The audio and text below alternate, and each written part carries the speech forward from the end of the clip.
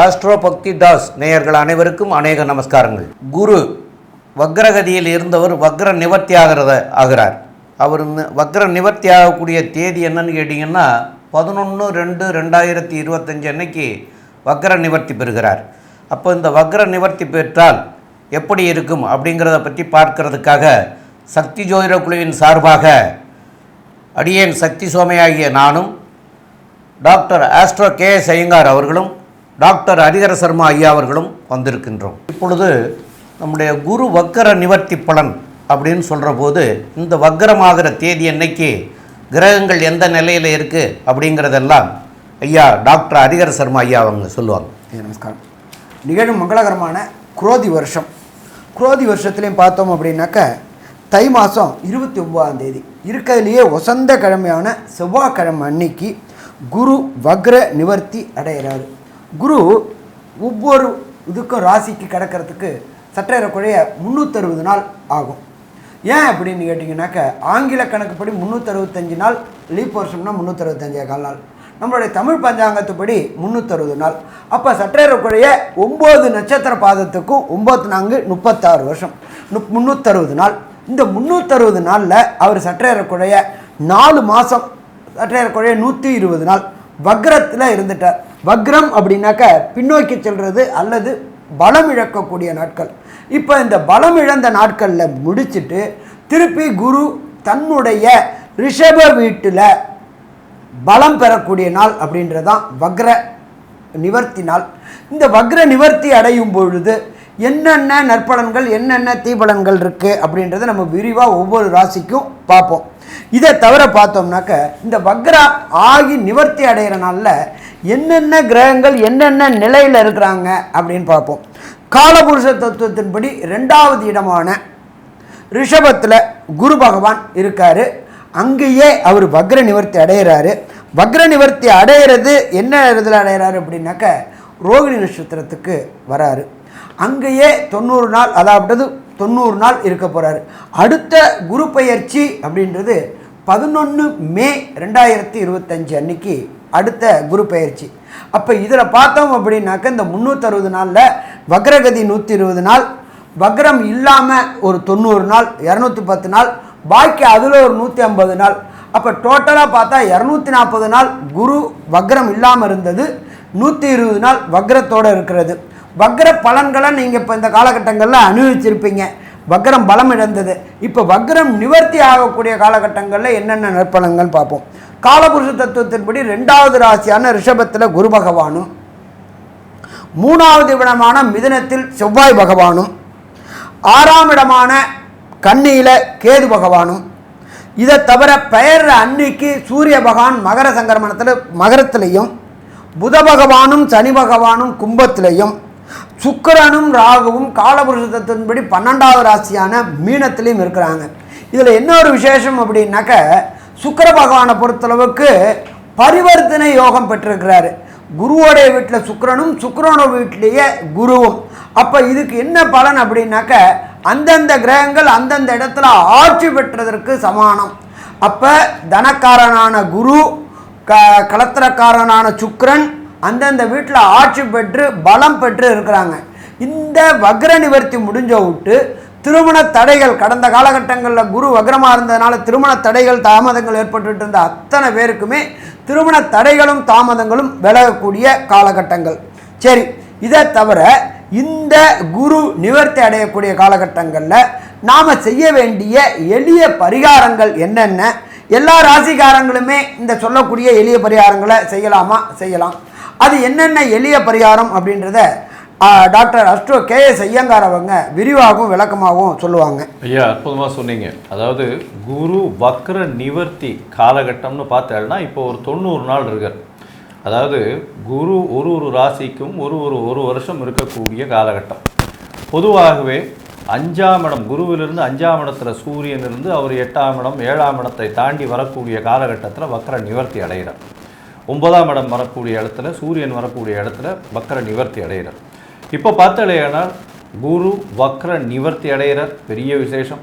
அதை தவிர சுக்கிரனோட பரிவர்த்தனை யோகமும் இருக்குது. இதனால் மிகப்பெரிய ஏற்றத்தை கொடுக்கக்கூடிய காலகட்டமாக போகிறது. இந்த காலகட்டத்தில் சில ராசிக்காரர்களுக்கு சற்று பிரச்சனைகள் இருக்கக்கூடும். அவர்களுக்கு பார்த்தீங்கன்னா எளிய பரிகாரம் அப்படின்னு சொல்லக்கூடியது குரு காயத்ரி மந்திரத்தை சொல்கிறது ரொம்பவும் நல்லது. குரு காயத்ரி மந்திரம் அப்படின்னு சொல்லக்கூடியது என்ன அப்படின்னா, ஓம் ரிஷபத்வஜாய வித்மஹே கிருணிஹஸ்தாய தீமஹி தன்னோ குரு பிரச்சோதயாத்து அப்படின்ற குரு காயத்ரி மந்திரமும், அதை தவிர இன்னொரு காயத்ரி மந்திரம் இருக்குது குருவுக்கு.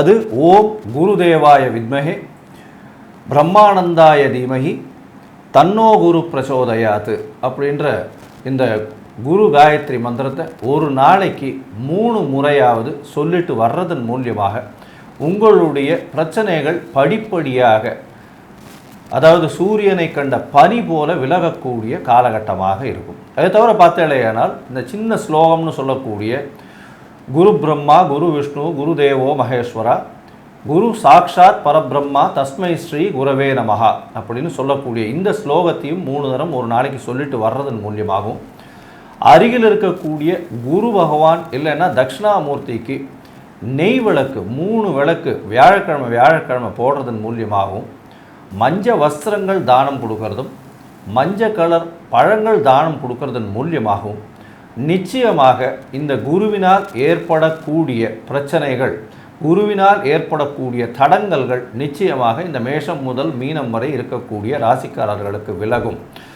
இதை தவிர பார்த்தீங்கன்னா ஒரு குரு பிரச்சனைகள் இருக்கக்கூடியவர்களுக்கு, அதாவது எந்த ராசிக்காரர்களுக்கு பிரச்சனைகள் இருக்கோ அருகில் இருக்கக்கூடிய கோவிலில் போயிட்டு உங்களால் முடிஞ்ச அளவுக்கு தானங்கள் தர்மங்கள் கொடுக்கறதும், கல்விக்கு கூட கொஞ்சம் உங்களால் முடிஞ்ச அளவுக்கு செலவு பண்ணுறதும், நெய் தானம் கொடுக்கறதும் ஒரு பெரிய ஏற்றத்தையும் மாற்றத்தையும் உங்கள் வாழ்வில் நிச்சயமாக கொண்டு வந்து தரும். இப்போது மேஷம் முதல் மீனம் வரை ஒரு ராசியாக குருவினுடைய வக்ர நிவர்த்தி என்ன ஒரு பெரிய மாற்றத்தை ஏற்படுத்தும் அப்படின்றத ஒன்றொன்னா பார்க்கலாம். அன்பார்ந்த தனுர் ராசி என்பர்களே, உங்களுடைய ராசிநாதனான குரு பகவான் சற்றேறக்குறைய 4 மாதம் 120 நாள் வக்ரகதியில் இருந்து பலம் இழந்து இருந்தார். இப்போ தான் அவர் தன்னுடைய பலத்துக்கு வரார். வக்ரம் அப்படின்னா பின்னோக்கி செல்வது அல்லது பலம் இழப்பது. ராசிநாதன் எப்போ பலம் இழந்துட்டார் அப்படின்னாலே தனுர் ராசியை பொறுத்தளவுக்கு கெட்டாலும் மேன்மக்களே, சங்கு சுட்டாலும் வெண்மை தரும். இவங்க எப்பொழுதுமே இவங்களுடைய தனுர் ராசியை பொறுத்தளவுக்கு ஹைஃபை ப்ரொஃபைலாக இருப்பாங்க. திங்க் எல்லாமே பிக் திங்கிங்காக இருப்பாங்க. எல்லாமே பொறுத்தளவுக்கு அம்பானி ரேஞ்சு அதானி ரேஞ்சு தான் திங்க் பண்ணுவாங்க. கீழே உள்ள ரேஞ்சுக்கு திங்க் பண்ண மாட்டாங்க. இவங்களை பொறுத்தளவுக்கு இந்த கையில் கோடி ரூபா, இந்த கையில் மரியாதை அப்படின்னா கோடி ரூபாயை உதாசீனப்படுத்திடுவாங்க. மரியாதையை எதிர்பார்க்கக்கூடியவர்கள் தனுர் ராசிக்காரர்கள். அப்படியேற்பட்ட தனுர் ராசிக்காரர்களுக்கு கடந்த 120 நாளாக ராசிநாதன் வக்ரம் இருந்ததுனால சில தேவையற்ற அவமானங்கள், சில தேவையற்ற சங்கடங்கள் எல்லாமே இருந்துகிட்டு இருந்துச்சு. இதை தவிர 7.5 சனியும் போட்டு ஆட்டி படைச்சிட்டு இருந்துச்சு கடந்த காலகட்டங்களில். இப்போ எல்லாருமே அதை விட்டு வெளியில் வரப்போகிறாங்க. குரு வக்ர நிவர்த்தி அடைகிறாரு. சாமி கரெக்டு சாமி, ஆனால் அவர் 6ஆம் இடத்துல இல்லை சாமி வக்ர நிவர்த்தி அடைகிறாரு. குரு மறையக்கூடாதுன்னு சொல்லுவாங்களே, தனக்காரம் மறையக்கூடாதுன்னு சொல்லுவாங்களே, மறைஞ்சு போயிட்டுல இது பண்ணுறாரு. அப்போ எப்படி சாமி சொல்கிறீங்க? ஒரு ப்ராப்ளம் இல்லை. 6க்கு உண்டான அதிபதியான சுக்கிர பகவான் 4இல் உச்சம் பெற்றுட்டு பரிவர்த்தனை யோகம் பெறாரு. அப்போ அந்த குருவும் சரி அந்த சுக்கிரனும் சரி கடுமையான வலு பெறுறாங்க. அப்போ வலு பெறும் பொழுது கேட்ட இடத்துல பணம், தொட்ட இடத்துல பொன்னாகக்கூடிய வாய்ப்புகள் இந்த காலகட்டங்களில் தனுர் ராசி என்பவர்களுக்கு கிடைக்குமா? கிடைக்கும். சரி, அடுத்தது குருவுடைய பார்வைகள் இருக்குது. குருவுக்கு பொறுத்தளவுக்கு நின்ற இடத்தையும் வலுப்படுத்துவார், பார்க்குற இடத்தை அதோட வலுப்படுத்துவார். அப்படி பார்க்கும்போது அவர் நின்ற இடம் 6ஆம் இடம். 6ஆம் இடம் அப்படின்றது ஜோதிட சாஸ்திரத்தில் ரண ரோக சத்ருஸ்தானம் அப்படிம்போம். கடந்த காலகட்டங்களில் இந்த தனுர் ராசியை சேர்ந்தவங்களுக்கு மன கிளேச்சுமங்கள், மென்டல் டிப்ரெஷன், மென்டல் டிஸ்டர்ப்டு, பணத்துக்கு முடையினால் அவமானங்கள், அசிங்கங்கள், நீங்கள் கொடுத்த கடனும் வராமல், நீங்கள் வாங்கின கடனையும் கொடுக்க முடியாமல், பணம் லாக் ஆகி அசிங்கங்கள், அவமானங்கள் எல்லாமே நிகழ்ந்துட்டு இருந்துச்சு. அப்படி நிகழ்ந்த அத்தனை தனுர் ராசி என்பவர்களுக்கும் குரு வக்ர நிவர்த்தி ஆகி 6ஆம் இடத்தை வலுப்பெறதுனால கேட்ட இடத்துல பணம் கிடைக்குமா? கிடைக்கும். தண்ணியாக கொட்டும். அப்போ ஃபஸ்ட்டு நமக்கு க்ரெடிபிலிட்டி கூடுது. க்ரெடிபிலிட்டி கூடினாதான் ஒருத்தவங்க எதை வச்சு பார்ப்பாங்க அப்படின்னாக்கா அவங்க போட்டிருக்கிற ஆடை ப்ளஸ் கொடுக்கக்கூடிய சொல்ல காப்பாற்றக்கூடிய தன்மை இருந்தால் தான் பணமே கிடைக்கும். அப்போ உங்களுடைய க்ரெடிபிலிட்டி கூட ஆரம்பிக்கும். 6ஆம் இடம் வலுப்புற கிரெடிபிலிட்டி கூட ஆரம்பிக்கும் போது கேட்ட இடத்துல பணம் கிடைக்கும். கடந்த காலகட்டங்களில் ரணரோகத்தினால சத்துருக்கள் ரணரோகம் இருந்துச்சு, உடல் உபாதைகள் இருந்துச்சு, அதனால் அவதிப்பட்டு இருந்தீங்க. அதுவும் பார்த்தீங்கன்னாக்க மென்டல் டிப்ரெஷன் அதிகமாக இருந்துச்சு. தேவையற்ற கவலை, தேவையற்ற பதற்றம், தேவையற்ற பயம் எல்லாமே தனுர் ராசிக்காரங்களுக்கு இருந்துச்சு. அதுவும் கடந்த 4 மாதம் பொறுத்தளவுக்கு ரொம்ப கஷ்டப்பட்டு இருந்தாங்க. எடுத்த முயற்சிகள் அத்தனையுமே தோல்வியாக போக ஆரம்பிச்சிருச்சு. ஒரு லைசன்ஸ் எடுக்கணும்னு முயற்சி எடுத்தாங்கன்னா கூட லைசன்ஸ் வருமா வராதா, கிடைக்குமா கிடைக்காதா அப்படின்னு இருந்துருச்சு. அரசுக்கும் உங்களுக்கும் லிட்டிகேஷன்ஸ், வம்பு வழக்குகள் பிரச்சனை இருந்துச்சு. அத்தனை பிரச்சனையும் இந்த வக்ர நிவர்த்தி அடையக்கூடிய 11/2/2025 11/5/2025 வரையிலும் அமோகமாக இருக்குமா? அமோகமாக இருக்கும், பயப்பட வேண்டாம். அடுத்தது குருவுடைய பார்வை விழக்கூடியது.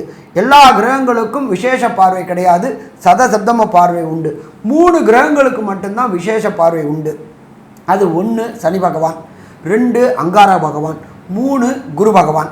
ஒரு சில பேர் ராகு கேதுவுக்கு 3 பார்வைகள் உண்டும்பாங்க. அது ஜோதிட சாஸ்திரத்தில் பாரம்பரியத்தில் வரவங்க சொல்லுவாங்க. 3ஆம் பார்வையும் 11ஆம் பார்வையும் ராகுக்கும் கேதுவுக்கும் உண்டு அப்படிம்பாங்க. அப்படி இருக்கக்கூடிய காலகட்டங்களில் குருவுடைய விசேஷ பார்வை உங்களுடைய ராசியோடைய 10ஆம் இடமான கன்னியை பார்க்குறார். தொழில் செய்யக்கூடியவங்களுக்கு தொழிலில் தொடர் முன்னேற்றம் இருக்கும். அது என்ன சாமி தொடர் முன்னேற்றம்? நீங்கள் போட்ட எஃபெக்ட் எல்லாமே இந்த 90 நாளில் முன்னேற்றம் இருக்கும். வேலை கிடைக்காம இருந்த தனுர் ராசி என்பர்கள் தன்னுடைய படித்த படிப்புக்கு வேலை கிடைக்காம திண்டாடிட்டு இருந்த அத்தனை என்பவர்களுக்கும் படித்த படிப்புக்கு உண்டான வேலை கிடைக்கும். அது என்ன சாமி படித்த படிப்புக்கும் அதுக்கும் என்ன சாமி தொடர்பு சொல்கிறீங்க? ஏன்னு கேட்டிங்கன்னா கன்னியா ராசி அப்படின்ற பொறுத்தளவுக்கு அதிபதி புதனை பொறுத்தளவுக்கு நம்ம ஜோதிட சாஸ்திரத்தை சொல்லியிருக்கிறது கல்விக்காரகன். அப்போ அந்த கல்விக்காரகனை குரு பகவான் பார்க்கும்போது படித்த படிப்புக்கு உண்டான உத்தியோகம். ஒரு சில பேர் படிப்புக்கும் உத்தியோகத்துக்கும் சம்மந்தம் இல்லாமல் வேலை பார்த்துட்டு இருந்தாங்க. அப்படி வேலை பார்த்துட்டு இருந்த தனுராசி என்பவர்களுக்கு படித்த படிப்புக்கு உண்டான உத்தியோகம். அதுவும் பார்த்தீங்க அப்படின்னாக்க இந்த BCom, MCom, CA, ICWA, ACS போன்ற பட்டய கணக்காளர்கள் படிப்பு படிக்கிற குழந்தைகள் அத்தனை பேருக்கும் இந்த தனுராசியை சேர்ந்தவங்களுக்கு நீங்கள் எதிர்பார்த்ததுக்கு மேலே அதிகமான மார்க் வரும். அதிகமான மார்க் அப்படின்னா அக்ரிகேட் மார்க்கு.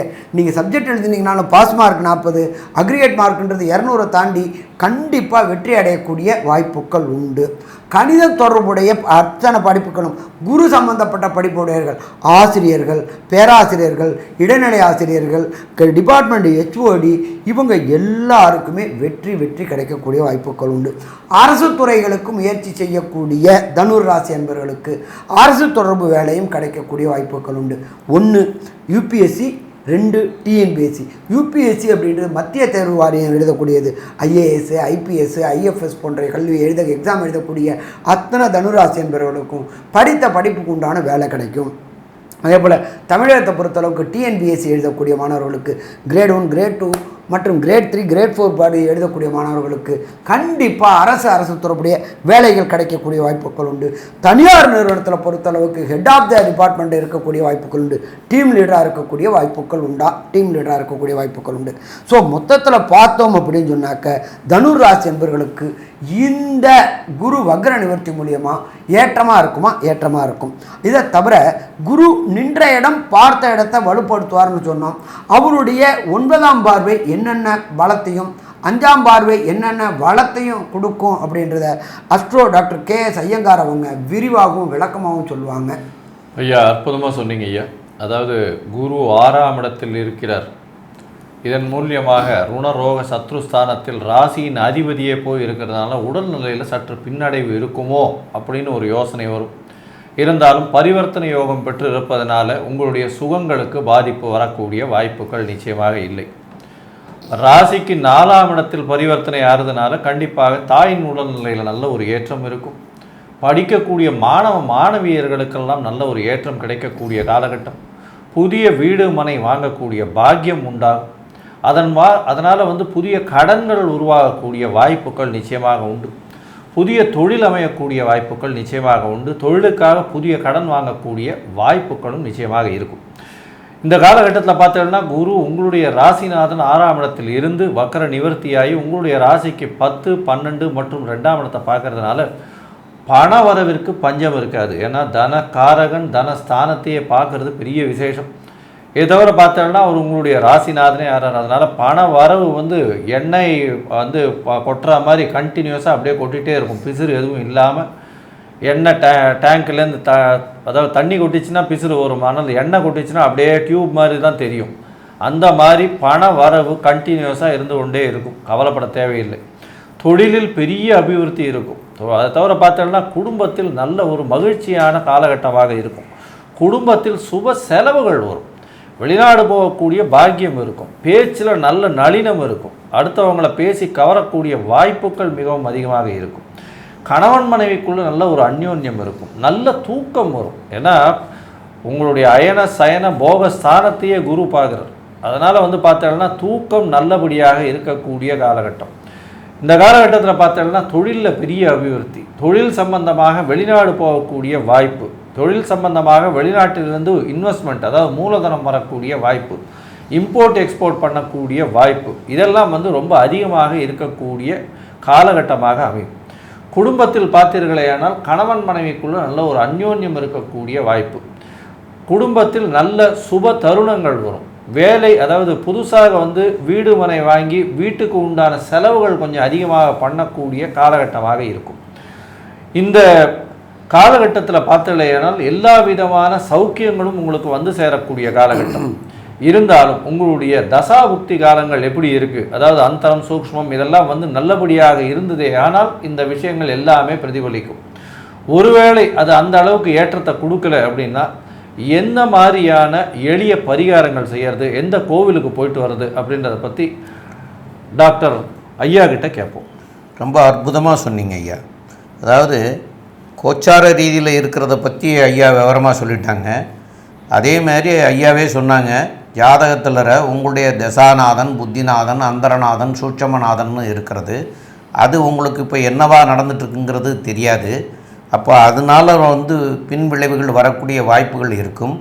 அப்போ அந்த பின்விளைவுகள் வராமல் இருக்கிறதுக்காக நீங்கள் செய்ய வேண்டியது, சென்னையில் திருவல்லிக்கேணியில் பார்த்தசாரதி கோயில்னு இருக்கிறது.